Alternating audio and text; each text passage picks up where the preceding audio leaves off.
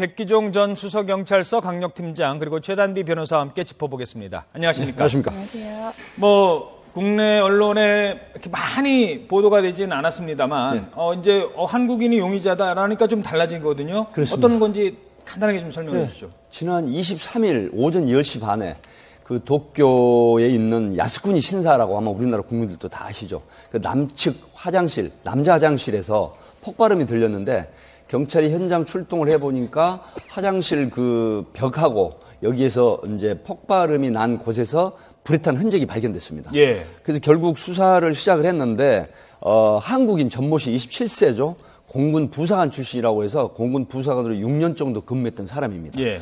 이 사람이 현장에 남긴 그 CCTV에 찍혔고 그다음에 현장에 화장실에서 꽁초 그다음에 묵었던 호텔에서 유류물 중에 DNA가 일치한다.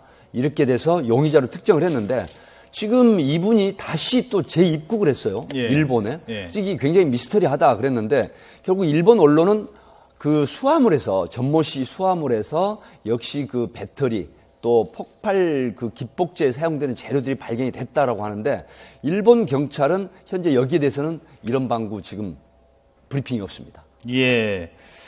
자,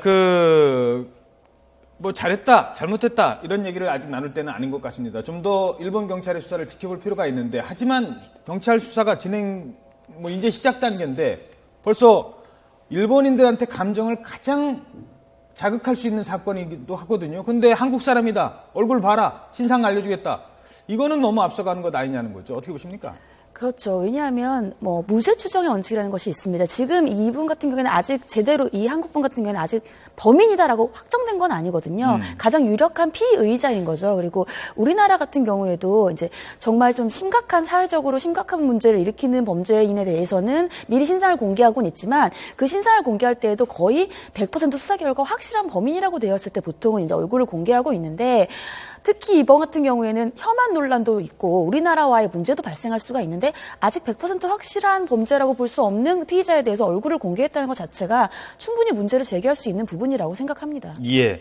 자, 일본에서는 지금 그래서 어떻게 수사를 하겠다는 거죠? 현재 일본에서는 제가 앞에 말씀드렸지만 현장에서 발견된 담배꽁초 DNA하고 그다음에 그 전모 씨가 묵었던 호텔의 유류물하고 DNA가 일치를 하고 CCTV로 확인한 바 현장에 왔다 갔다는 부분이 밝혀져서 그 다음에 과연 그렇다고 하면 기폭제로 사용되는 재료들을 어디서 구했느냐 아니면 현장에 정말로 이런 어떤 폭발음이 나게 하는 폭발을 했느냐 이런 부분을 수사를 하고 있는데 사실 그 보도에 의하면 어제는 전모 씨가 시인을 했습니다.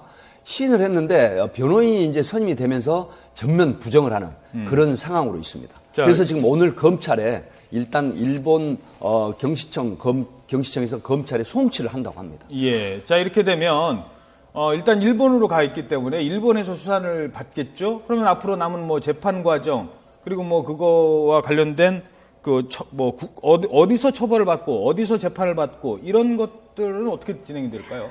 일본에서 재판을 받고 일본에서 처벌받게 됩니다. 쉽게 생각하시면 우리나라에 외국인이 들어와서 범죄를 저지르면 우리나라에서 재판하고 우리나라 처벌받지 않습니까?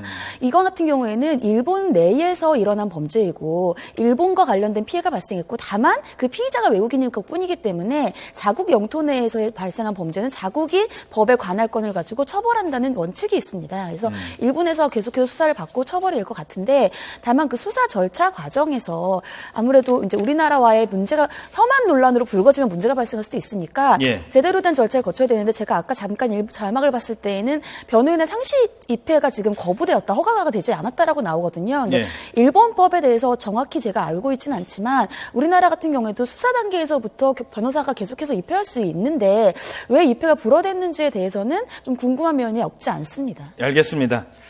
자, 아직 재판이 이제 수사 단계이기 때문에 뭐라 얘기할 수 있는 상황은 아닙니다만, 이건 아닌 것 같습니다. 일단 어떤 내용인지 모르겠습니다. 이건 아니고요. 일본의 수사 언론에 공개하고 이것도 아닌 것 같습니다.